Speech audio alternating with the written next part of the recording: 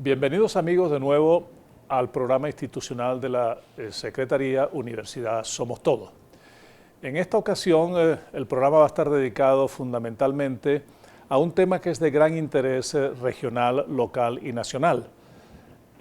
A lo largo de la falla de Boconó ha venido ocurriendo una cantidad importante de movimientos telúricos, de sismos de diferente magnitud, y la población merideña y la población venezolana está muy interesada en este tópico porque obviamente les afecta.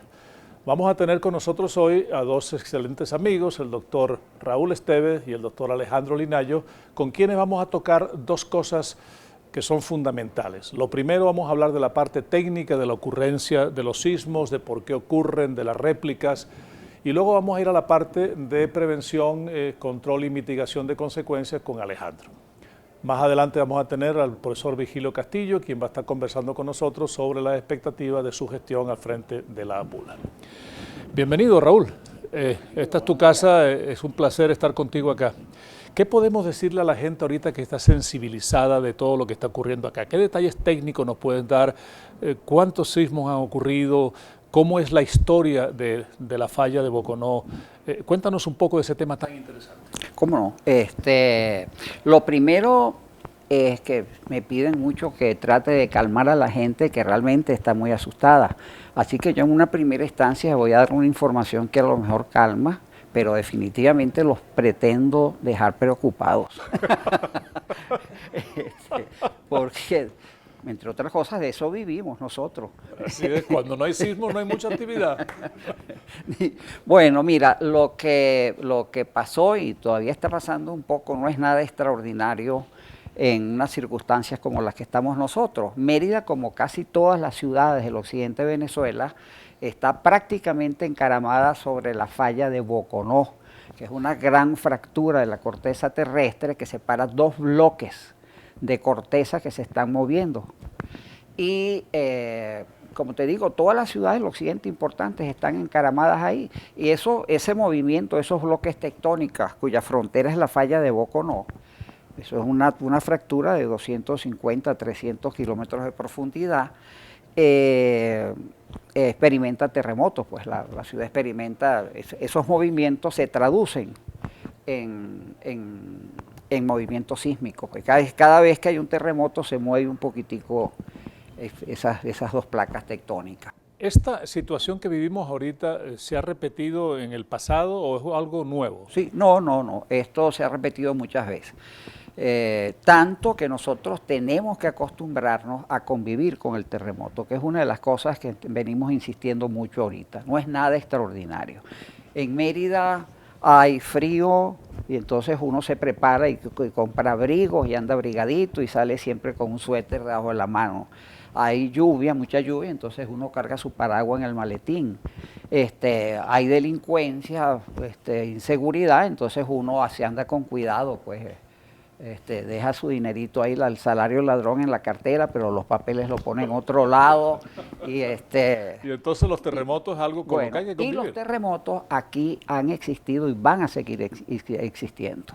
Aquí en el pasado, desde que hay registros históricos, desde que llegaron los españoles en 1500, se han registrado una gran cantidad de terremotos grandes, específicamente cerca de Mérida han habido terremotos varios en magnitud 7, 7.5, y van a seguir ocurriendo. La naturaleza del fenómeno sísmico es tal que nos indica, pero con toda certeza, que donde han ocurrido terremotos importantes en una falla como esta, van a seguir ocurriendo.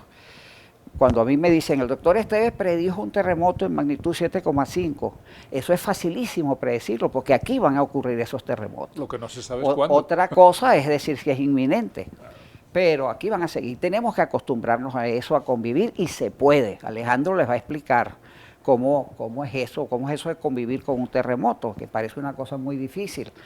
Pero la historia cercana está llena de ejemplos contundentes que se puede hacer. Y yo vivo insistiendo ahorita en los dos últimos ejemplos más importantes. Uno fue a finales de los años 70, el terremoto de Loma Prieta, en San Francisco, que tumbó el puente de Oakland, 300 muertos. Y 6 meses más tarde en Irán, un terremoto igualito mata 50.000. El terremoto de Haití de magnitud 7, el 12 de enero del 2010, mató 250.000 personas en promedio. Ese mismo terremoto idéntico, la misma magnitud, la misma falla, la misma profundidad, la misma distancia en las ciudades importantes en Nueva Zelanda, mata 60 personas. Entonces, ¿qué hace la diferencia?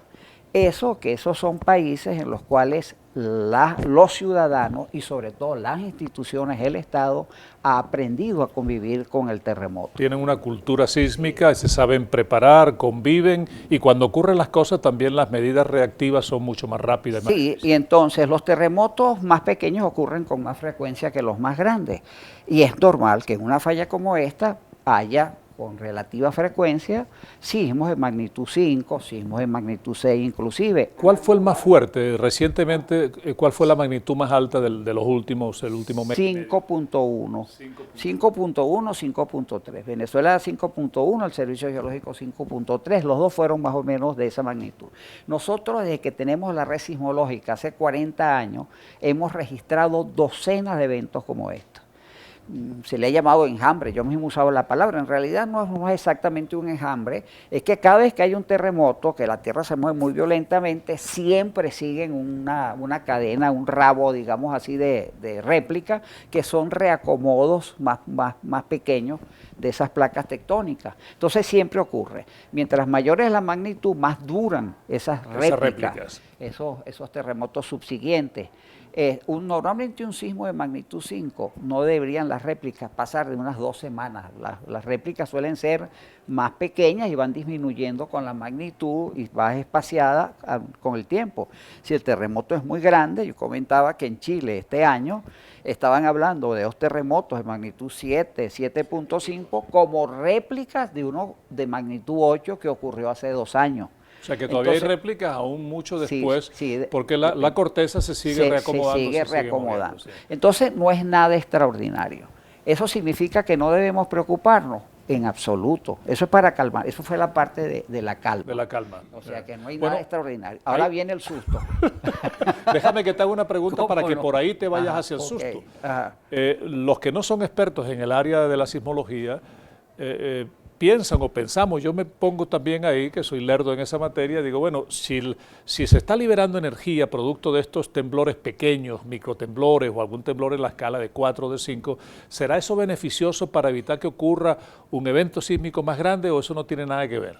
Eso es importantísimo aclararlo porque eso es lo que dice la lógica y eso se sigue repitiendo, que es chévere, bien bueno que haya temblores para que se disipe la energía del grande. Lamentablemente no ocurre así. La ciencia es muy terca en tratar de enfrentarse a la lógica. Yo juraría que el Sol le da vuelta alrededor de la Tierra cuando lo veo y la ciencia se empeña que no, que es al revés la cosa. Te van a quemar en la hoguera. Con esto pasa, así mismo pasa con los terremotos. Eso es lo que dice la lógica, pero no ocurre lamentablemente, no tenemos tiempo para explicarlo, no ocurre así. Cuando le toca al grande pueden haber muchos de estos pequeños y el grande viene de todas maneras. Ahora, ¿por qué sí debemos preocuparnos? Porque sí, primero, definitivamente los terremotos hasta el momento no se pueden predecir. Eso tiene que tenerlo muy claro. Quien prediga terremoto está engañando a la gente. Eso no se puede predecir. Sin embargo, hay algunas cosas sí podemos afirmar. La primera es que aquí van a seguir ocurriendo terremotos. Eso es 100% seguro, 100%. Como los que hubieron en el pasado, exactamente, en terremotos de magnitud 7, terremotos de magnitud 7.5.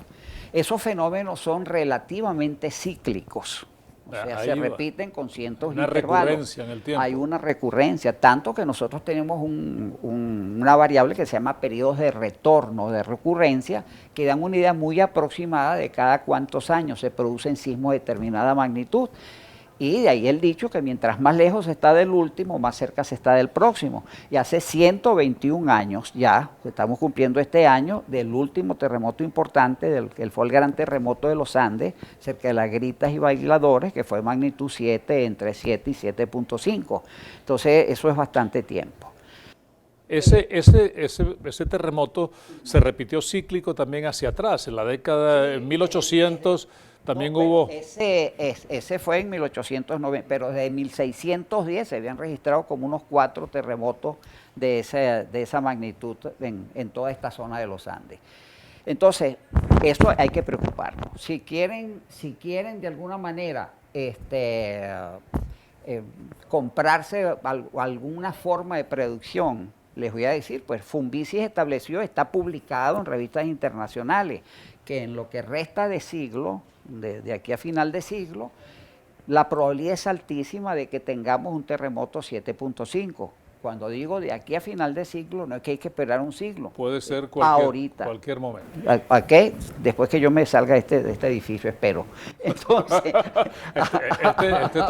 este está bien construido, Raúl, no te preocupes. Bueno, y en el Laboratorio de Geofísica e Ingeniería estimamos que en los próximos 30 o 40 es muy probable un 6 o 6.5.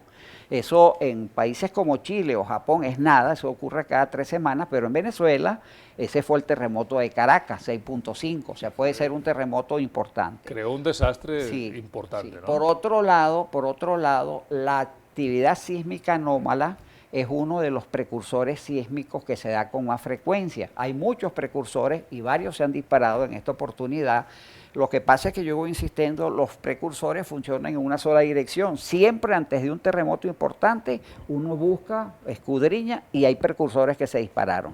Pero cuando se disparan esos precursores, no siempre, la mayoría de las veces no terminan en un terremoto grande. Entonces, cuando uno detecta precursores, hay que alertar. Antes no se alertaba a la gente porque se podían asustar. Yo creo que ahorita la tendencia internacional es que hay que decirle, pasa esto.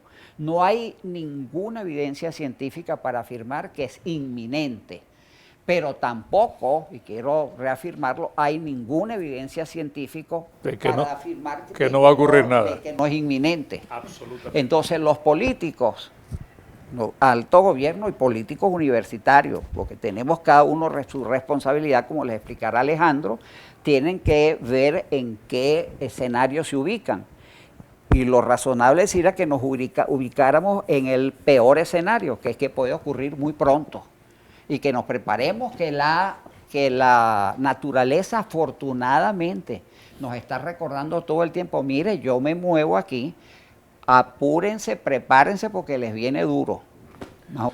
¿Cuál es el papel de la universidad en todo esto? ¿Cómo la universidad puede contribuir a través de su investigación y a través de la difusión de la educación a que las cosas se hagan mejor en presencia? Le paso la posta al doctor Liñayo, que sabe mucho más de eso que yo. Ahora, estamos preparados. Dentro de unos minutos vamos a cambiar un poco el escenario. Raúl va a ocupar el puesto de Alejandro y Alejandro te va a sustituir allá. Yo le voy a hacer esas preguntas a él. Sí. Pero desde el punto de vista técnico, de la normativa, Venezuela está a la cabeza de la prevención del riesgo sísmico en el diseño estructural o nos hemos olvidado un poco de eso. No, es difícil decir que está en la cabeza, no está mal, digamos, no está mal. Yo creo que en Venezuela, diría que en el contexto latinoamericano estamos bastante bien en cuanto... Venezuela tiene una capacidad científica, tecnológica avanzadísima. Y dentro de Venezuela la ULA tiene el privilegio y la ciudad, el Estado tiene el privilegio de contar aquí con algunos de los especialistas más importantes en todas estas áreas, que no es solamente sismología, es ingeniería sismoresistente, ingeniería geotecnia, mecánica de roca, geología, especializados en esta área. Capacidad hay. Lo que sigue faltando es voluntad política para aprovechar esa capacidad y traducirla en políticas públicas y en iniciativas que reduzcan y se puede drásticamente el riesgo sísmico. Pero eso sería bueno que Alejandro lo tocara, sí. Mira, nos quedan un par de minutos. ¿Qué sugerencias, recomendaciones le puedes hacer a la gente que está muy preocupada con este tema para que en lugar de preocuparse tanto se pueda ocupar? O sea, ¿qué nos falta? Más allá de la prevención que va a hablar Alejandro, ¿qué nos falta para que la gente esté más tranquila en estos momentos donde se repiten esos temblores y microtemblores? Alguien me hizo esa pregunta estando yo con un candidato a diputado aquí por radio, y entonces aprovechando que estaba él, ¿qué le dirías tú a los políticos? Yo les dije que nos hagan caso. O sea, aquí hay proposiciones muy concretas, ya hay suficiente conocimiento y sabemos lo que hay que hacer de alguna manera. No es fácil, no es sencillo, no solamente a nivel de Estado, sino a nivel de los ciudadanos. Todos tenemos una responsabilidad aquí y es importantísimo que cada quien entienda cuál es su responsabilidad como ciudadanos, como padres de familia y como políticos o dirigentes. Una preguntita final antes de identificar la estación para culminar este primer segmento. La gente habla de microzonificación sísmica, o sea, la falla de Boconó pasa, yo estoy seguro que pasa por debajo del apartamento, yo vivo ahí detrás del Yuanlín y eso siempre decía que se iba a caer y tal y qué sé yo, ¿no? Hay una microzonificación sísmica que pudiera predecir con cierta, digamos, grado de precisión dónde se va a sentir más fuerte, dónde va a generar más daños. ¿Habéis hecho esos estudios a lo largo de la falla? Sí, se han hecho, bueno, a lo largo de la falla, eso no es micro es efectivamente a nivel de edificio, de casa, ok, que uno pueda saber. Si a lo largo de la falla se tiene idea cómo se comportan más o menos la cosa. La idea es llegar a nivel de casa por casa. Eso se ha hecho en Venezuela, esa experiencia. En Chacao, Alejandro estuvo precisamente involucrado en ese tipo de estudios. Aparte de esos estudios los financiamos, los financió el Ministerio de Ciencia, estando Alejandro y yo encargados del programa de gestión de riesgo del Ministerio de Ciencia, y se puede llegar a eso. Es complejísimo, no es sencillo, porque eso no es solamente la edificación, sino las condiciones del terreno, los alrededores también de estas cosas, ¿no? Pero eso se puede hacer. En Mérida se tiene muy adelantado, muy adelantado eso, ya se sabe.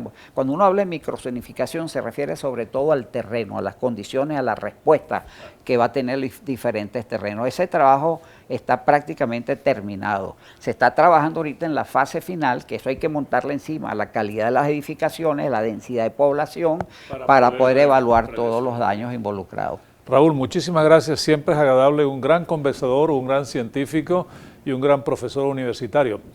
Quédense con nosotros. En el siguiente segmento tendremos al doctor Alejandro Linayo para que nos hable un poco sobre la prevención y sobre los procesos de mitigación que ocurren o que deben ocurrir, la respuesta frente a un evento de esta magnitud que va a afectar no solamente a la gente, sino también las edificaciones, la infraestructura, la vialidad, en el caso de la ocurrencia de un fenómeno sísmico. Ya regresamos.